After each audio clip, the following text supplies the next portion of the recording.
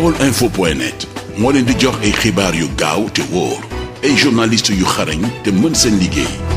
baolinfo.net, le portail du Baol sur le web. baolinfo.net mën ngeen a abonné sunu chaîne YouTube Baol Info ngir ngeen di man di jot bépp xibaar bu ñu dugal. jërë ngeen jëf sunu mbokku internautes yi yéen ñi nga xam ne yéen a ngi ci site internet bi di baolinfo.net ak yéen ñi nga xam ne yéen a ngi ci chaîne YouTube bi di Baol Info officiel ak yéen ñi nga xam ne yéen a nekk ci réseaux sociaux yi moo xam ci WhatsApp bi fu mu mën di doon. mbokk yi nag xam ngeen ne li nga xam ne mooy coow li am ci réew mi di njiitul Pastef Ousmane Sonko bi nga xam ne dañu ko tuumaal lu jëm ci wàllum siif jigéen ak wàllum menace de mort fii nga xamante ni nag moom mooy ci Touba néewaana ñoo xamante ni gis ngeen leen ñu taxaw wala ñu toog te waxuñu ci lu jëm ci mbiri Ousmane Sonko ak foo ci man di dem ci marché yi ci grand place yi ak ba ci biir transport bi fii ci Touba mbir mi Dakar la xewe waaye fii ci Touba bëri na ñoo xamante ni ñoo ngi koy waxtaane fan yi ñu génn Serigne Abdou Mbacké mi nga xamante ni tey bokk na si wëllërey Ousmane Sonko yi di sëriñam di xaritam bi mbir mi kalaatee na tell sol na aw dàllam ñëw jóge Daaru Musi ñëw fii ci Touba waxtaan ak Serigne Mountakha Mbacké Bassirou yëgal ko li nga xamante ni moom mooy mbir mi ci biir loolu nag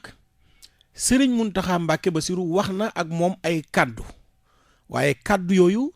Serigne Abdou Mbacké moom nee na du ko waxagun te waxtu wa jotut ci biir loolu tamit moom Serigne Abdou Mbacké génn na def ab déclaration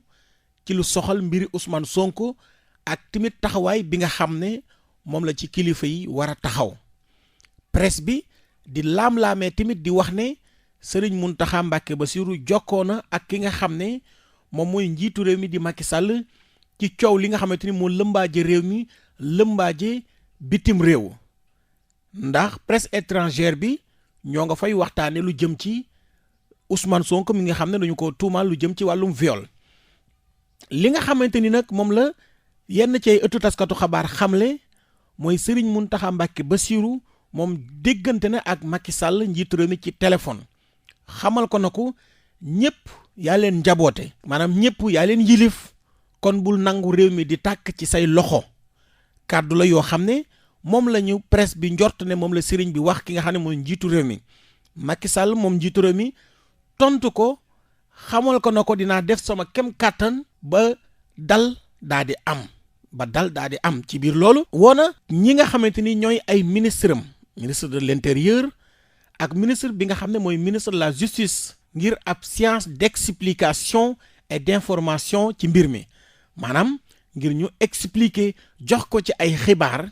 ci mbir mi nga xam ne moom lañ tuumaal ki nga xam ne moom mooy Ousmane Sonko ngir nag ñu jéem a xool ana nan lay def ba lépp ànd ak dal comme ni nga xam ne moom la ko xalif général des mourides Serigne Mountakha Mbacké sàkkoo wax nañu sax ne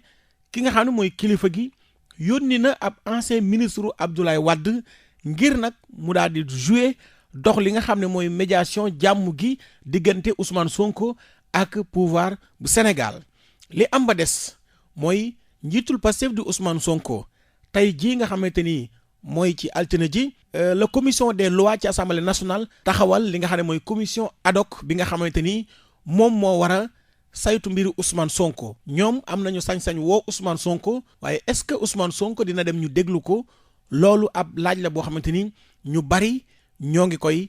laaj ci li nga xamante ni moom moo aju ci wàll woowu en tout cas li am ba des tamit mbirum test ADN ñu bari ñoo ngi koy wax ci mbirum Ousmane Sonko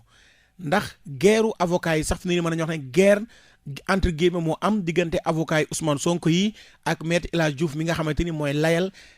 Adji Sarr ndax maître El Hadji Diouf nee na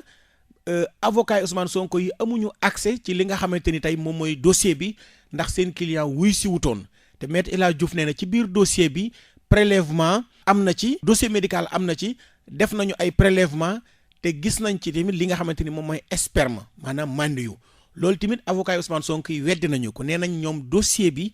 amul benn yoon boo xamante ni tey dossier médical buy wax ne def nañ prélèvement gis ci sperme amul. ñoom avocat Ousmane Sonko yi nee nañu li nga xam ne moo ci am ci dossier médical bi moom mooy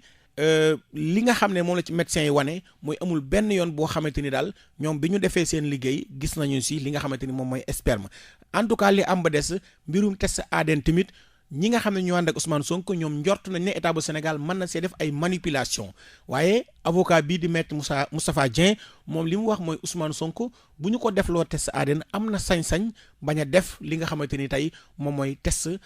ADN bi. kon mbokk yi ma ngi noonu ñu leen di sant di leen gërëm yéen a ngi woon ci site internet bii di baolinfo.net ngeen mën a abonné ngir ngeen di mën di jot bépp xibaar bu ñu dugal.